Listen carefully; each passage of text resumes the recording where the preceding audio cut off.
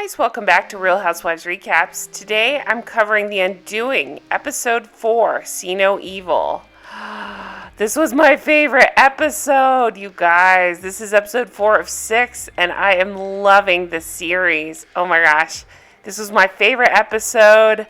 I'm starting to have a new theory I want to talk about with you guys. You guys have sent in so many good comments and theories, and I love reading them. So many good observations that I've missed. I love this show. I could talk about it all day. So let's get into it.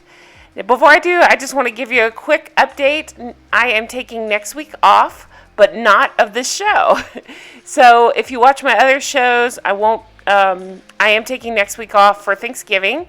But I will be doing The Undoing because there's only 6 episodes and next week's episode 5, so I will be here for that. Otherwise, check back a lot with my channel because I'm going to be posting things like 90 Day Fiancé. I just started Real Housewives of Miami, which I'll be posting, and Ladies of London Season 2. So content will be up next week. I'm just taking the week off from my regular shows. But I will pick them up the following week, so don't worry, you won't miss out on anything. And I will stick with The Undoing. So if you're just here for The Undoing, don't worry. You won't notice any difference. So let's get into this episode. You guys, I enjoyed this episode more than any other episode.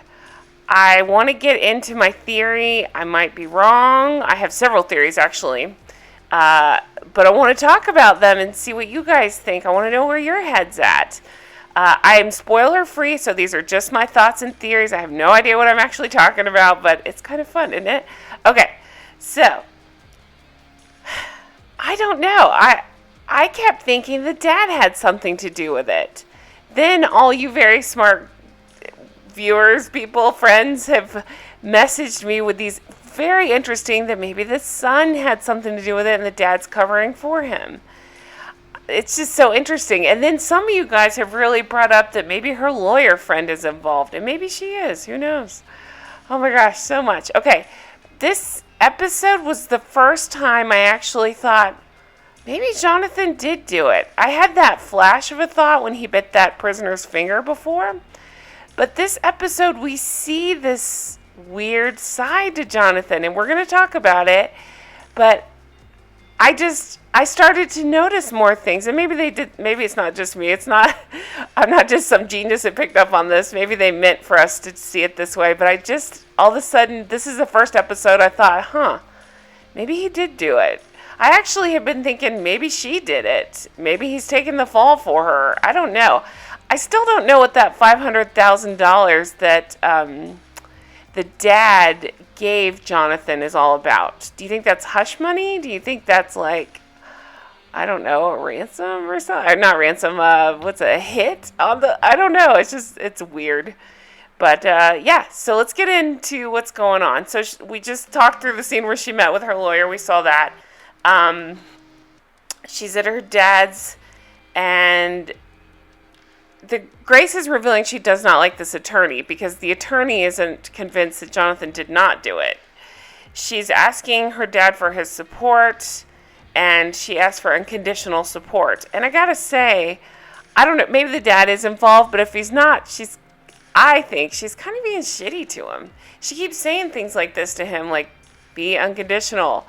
Well, he kind of has been. I know he's voiced his opinion, but he's given a lot of money. We find out later he gave the bail for Jonathan to get out. So he's being pretty supportive. So we're Jonathan in jail. And this is where we kind of, I think, start to see this other side of him. So he's thanking her for taking his case. She's saying, I'm not doing it for you. I'm doing it for Franklin. Of course, that's Grace's dad. She asks about the bruise on his face, and we see him tell her a lie. He's telling her, it was a big pile on, and I had to protect myself. Well, we know that's not what happened. The guy was annoying. He did kind of grab Jonathan not around the neck, but behind the neck, and Jonathan didn't like it. So he beat the shit out of him, basically. And then he ended up biting into his finger. We saw like a savage moment where he not only bit it till he drew blood. Ugh. Anyway, so we also find out he has a weird relationship with just about everybody. He's estranged from his family, and she wants to know why, and he gives them some he gives her some half answer about, well, they didn't really have the means or the want to help me and support me, so I cut them off. Then we find out she's asking, are there any more Elenas out there? Anybody else through the course of your marriage that you've hooked up with, had a relationship with, whatever? And he says, there was one. It was a one-off years ago. I lost a patient and I had a lapse. And she calls her the sad F word. So he says, is that supposed to be funny? And she says, I'm not funny. I really like this attorney. She is a fantastic actress. She says that line in the earlier scene, too, where she's like, I'm not funny. I don't make jokes. So she asked for the lady's name. So I'm very curious who that was. Who's the one-off? Could that be the attorney? I don't know. It's just weird. I mean this attorney. I mean Sylvia, her attorney friend, who revealed that she had secretly represented him for a little bit against a harassment case with the hospital. We jump over to Grace, and we see her go into this bar where she had met that former attorney that she had originally, it was the public defender, I believe. They call him the Badger. She asks him, as an impartial person, do you think that Jonathan might be innocent? And he asked why she wants to know that, and she said there's something to be said for objectivity. He says his gut says, yes, he could be innocent. I think he's a dick. I just don't know that he would commit murder. So I think that's the viewer's point of view. It's hard to tell. He seems like a dick and he seems like he lies a lot. Does that mean he would murder her? I don't know. So then Grace goes to the gallery where Franklin likes to hang out. She talks to him about the attorney, and earlier the attorney asked her to be on the stand, and she basically told her, hell no, I'm not going to do it. Franklin says, they start talking about him getting out on bail, talking about Jonathan getting out on bail, and Franklin wants to know, are you guys planning to live together like a family again? And Grace says, no. Jonathan will live at the apartment in the city, and Henry and I will live with you if that's okay. And this is where I thought things got real interesting. We saw a whole new side to her dad here. This happens a couple times this episode, but this is one of the most interesting scenes, I thought. So we see him get in a car. We're not sure where he's going. Turns out he's going to the prison. And he goes to see Jonathan. And Jonathan says, well, I can't imagine what you must think of me. And Franklin says, I'm not here for your understanding. I'm here to look at you and make sure you understand me. I think you're guilty. I think you killed that woman. Grace makes room for the possibility that you did not. She so rarely asks for my help, I find myself ill-equipped to refuse it. Should you run? Should you do anything to further harm my daughter or my grandson, I will track you down and kill you myself. Whew, I got chills, you guys. Oh my gosh. I thought this was such a powerful scene. Before this moment, I really thought the dad had something to do with it. Maybe he did. But for him to come to Jonathan and say this so stonily and seriously and with the, I don't know, he just had that warning in his voice that was so good. It was so well acted. I just love this scene. I thought it was so good. So that makes me think maybe he didn't have something to do with it. But again, what's that $500,000 about?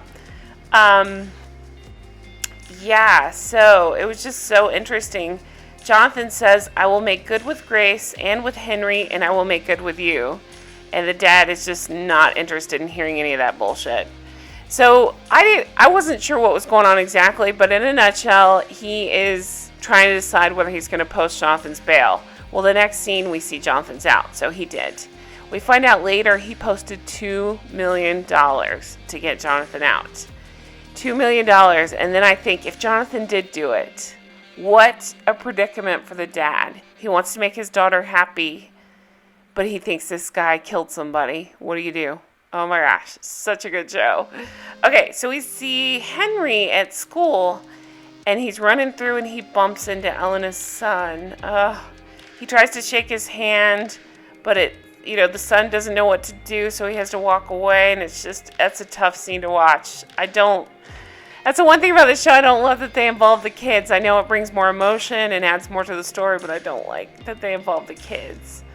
Okay, so Henry's at the headmaster's office, and headmaster wants to know what happened and what was said, and Henry said he was sorry. The headmaster wants to know, why'd you say you're sorry? And he said, because I bumped into him. That's what you guys teach us. But it felt like so much more than that. He was saying sorry about your mom and about everything that happened. I don't know. I just got the sense that maybe Henry does suspect his dad at that point. So maybe that's why he was saying he was sorry. I'm not real sure. So then we see Grace at her dad's house, and they've been very nice to each other, but they haven't been overly affectionate. But we see Grace hug her dad, and this is a pretty big moment. He says he won't play a role in the brokering of getting you guys back together, but he did help him. He posted the bail. So he says something really interesting here, again, adding to this other side of Jonathan potentially, saying, I asked you what you loved about him. You explained what perfect for you meant. And I believe all he's done is just give back to you what you said you wanted. Like, meaning we don't see the real side of him. He plays this part. And he tries to pretend like he's this perfect husband when he's clearly not. So, and then we also find out they want to kick Henry out of school. They want him to homeschool until this is all over.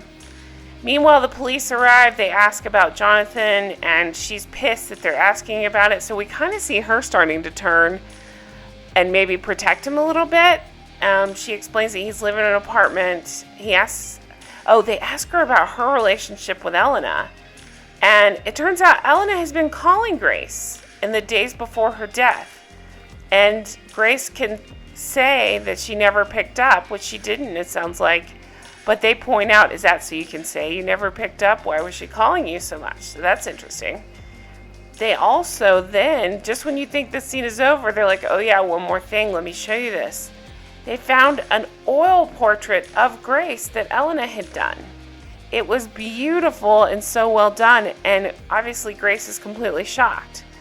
So again, this would go to support the theory that maybe Jonathan is telling the truth. Maybe she was obsessed with him. Maybe she started stalking Elena as well, and hence the painting. So, such a good show.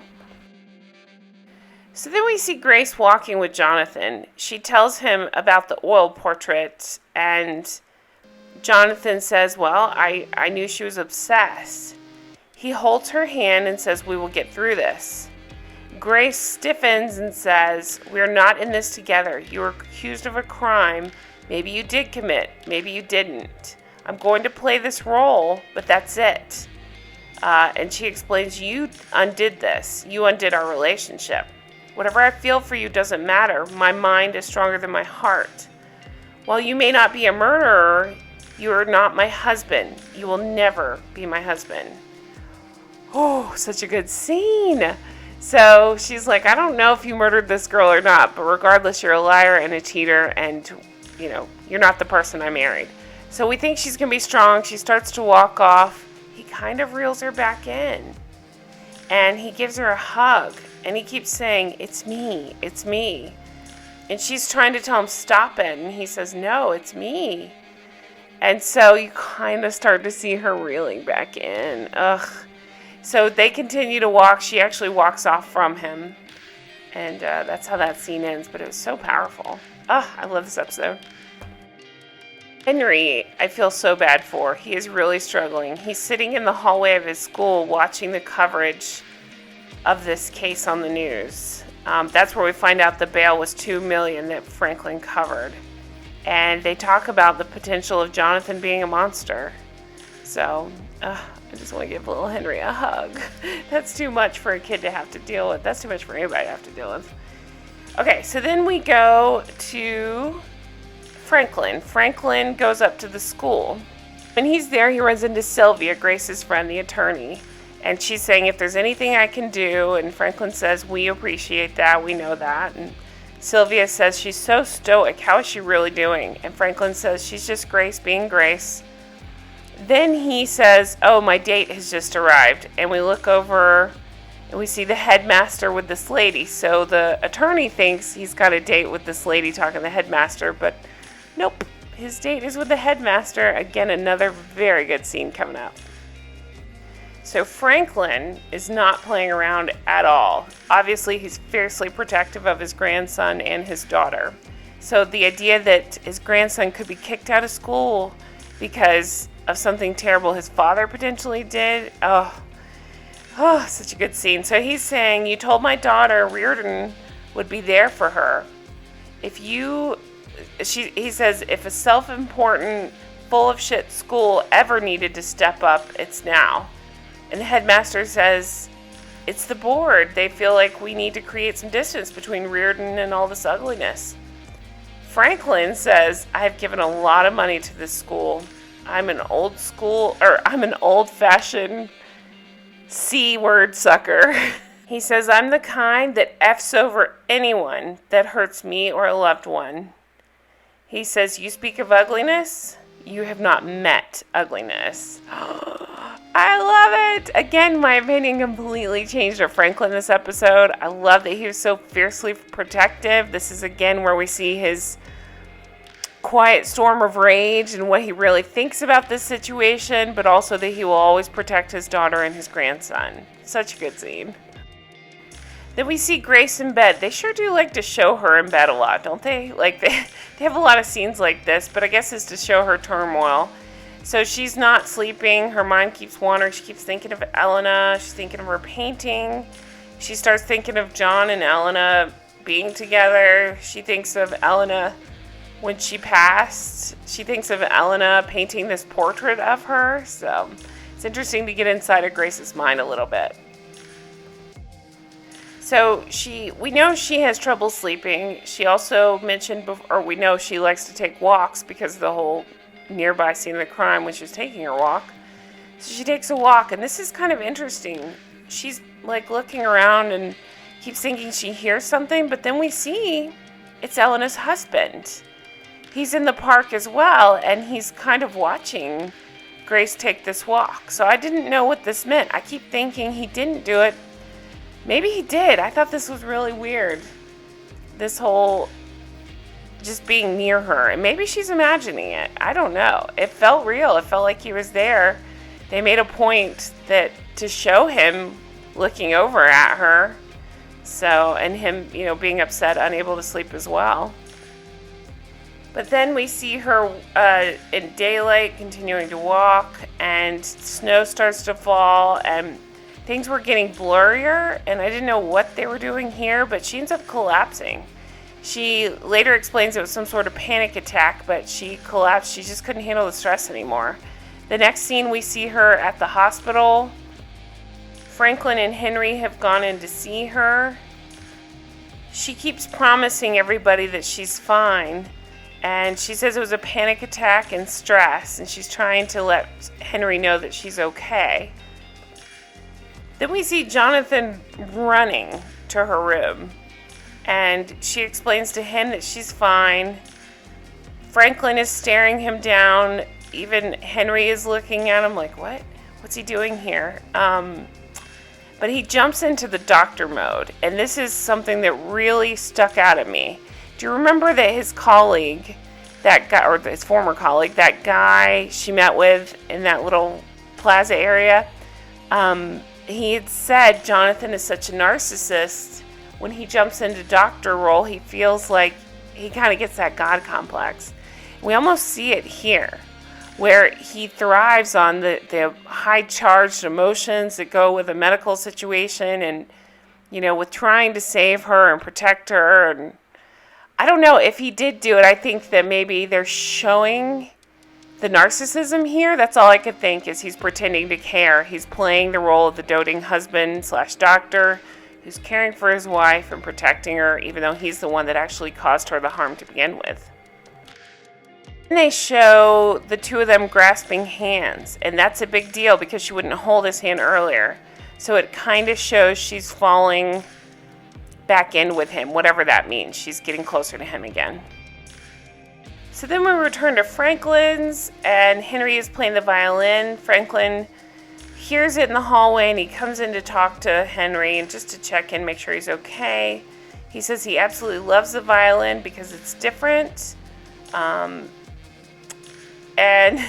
Henry has a funny line here where he says, "I heard you left a footprint on the headmaster's head," to the grandfather. And the grandfather says, "Well, he's a putz." So we leave from that comedic scene over to here. I was like, what is happening here? We're at Elena's house. Her husband and son are there, as well as, that baby, the daughter. Okay, so there's a knock. The husband answers the door. Jonathan is there. He's trying to talk, and the husband is trying to close the door. Jonathan puts his foot in the door. And again, that's where I got this weird creeping sensation that maybe he did do it. He's so forceful, and everything he says are lies. So maybe he did do it. I don't know. This episode really has me thinking like that. I'm not sure. I felt so bad for the kid here again. I wish I'd leave the kids out of it. It drives me crazy. But Jonathan walks in and looks at Miguel. Remember, Miguel used to be his patient. That's where he and Elena met. And he kind of starts checking him out like a doctor would. And the husband says, "Get your hands off him." And clearly Miguel is upset, obviously. Jonathan says, "I want you to know what happened to your mom, Miguel. I didn't do it." And it's so inappropriate and awful that he is talking to Miguel about his mother, even if he did not do it. That is the most inappropriate, disgusting thing. I had a visceral reaction to this, where he was trying to involve this kid to show he's innocent. It just, to me, made him look not innocent. But, so the father sends him away, and Jonathan says, "There's something about Elena that was off." And the father says, "Is this your plan, to make her seem off?" Jonathan says, "You need to stay away from my wife." And I thought that was weird. I thought, does he know that he was following her in the park? But I don't think that's what he meant. I think he means because the husband had pulled Grace aside and they had their talk about the relationship between Jonathan and Elena. I think that's what that meant.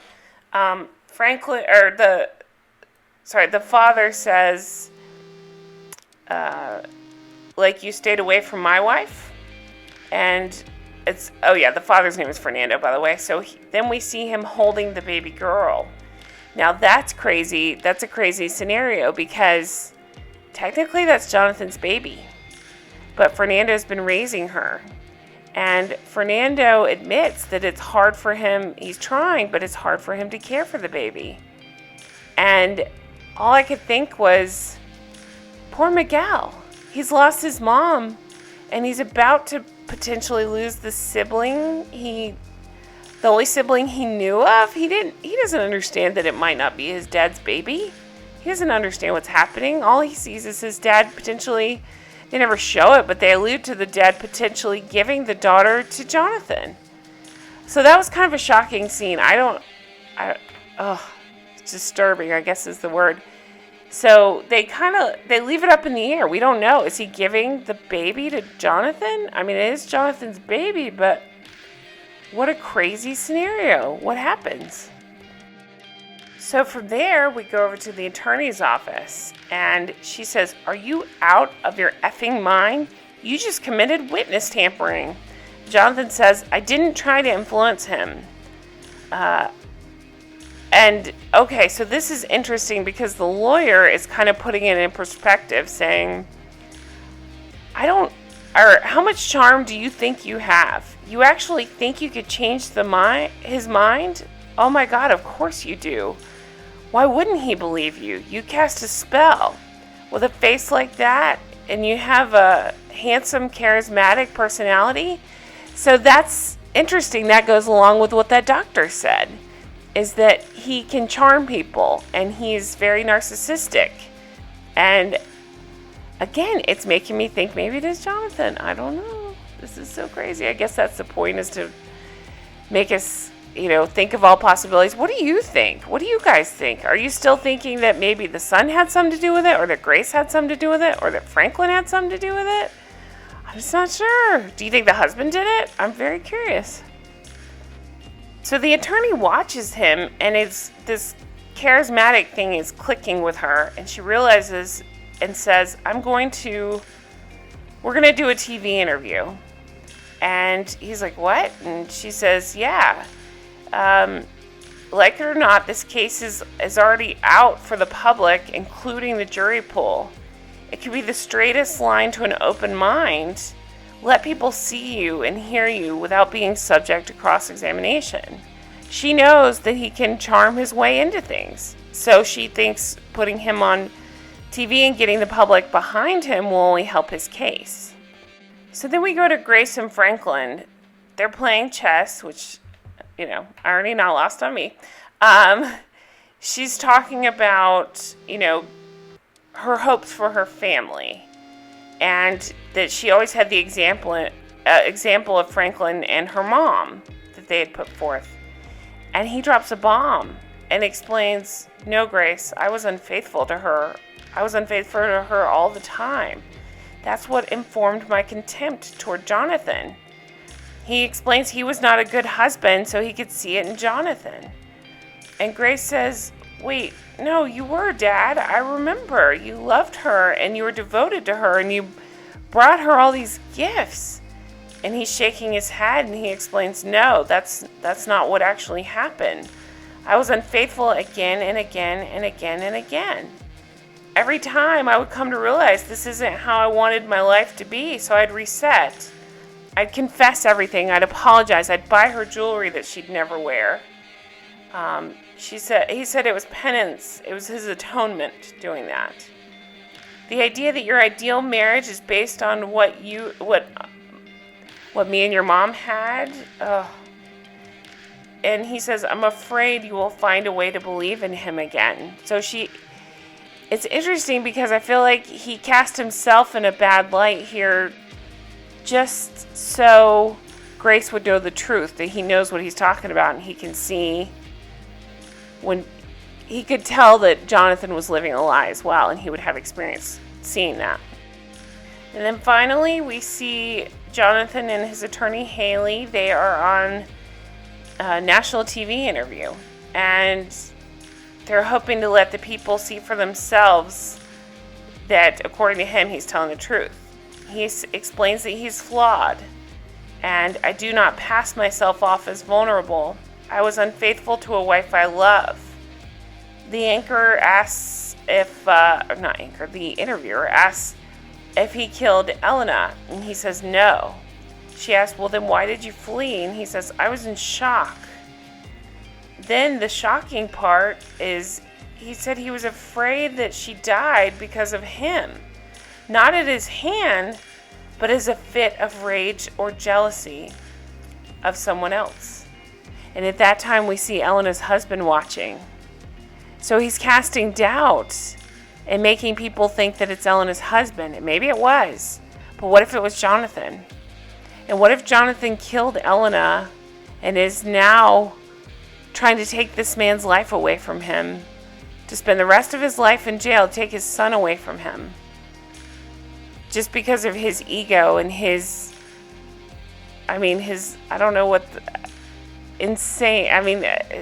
just crazy. So good. So, that is how the episode ends. He's saying, I'm not a victim in a traditional sense. I brought this on myself. Then he tries to make himself cry, and he says, I lost somebody I loved. And then the interviewer asks, do you have some idea who did it?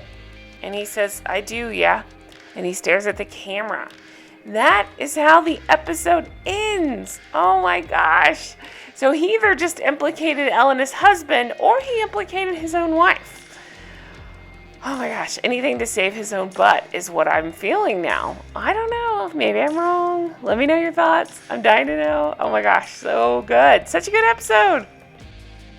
And that is it for the episode. So good. I really enjoyed that one. If you couldn't tell, I talked for 30 minutes about it. But I can't wait for next week. It'll be number 5 of 6. So again, while I'm taking next week off, I will be covering this one because I can't miss it. I love it. But I hope you guys have a fantastic week. Check back. I'm doing all kinds of shows right now, all kinds of new stuff going up. Lots of good stuff. So I hope you guys have a fantastic week, and I'll talk to you really soon. Leave me comments below or find me on Twitter at Real Recaps. And I thank you guys for everything. Take care. Bye-bye.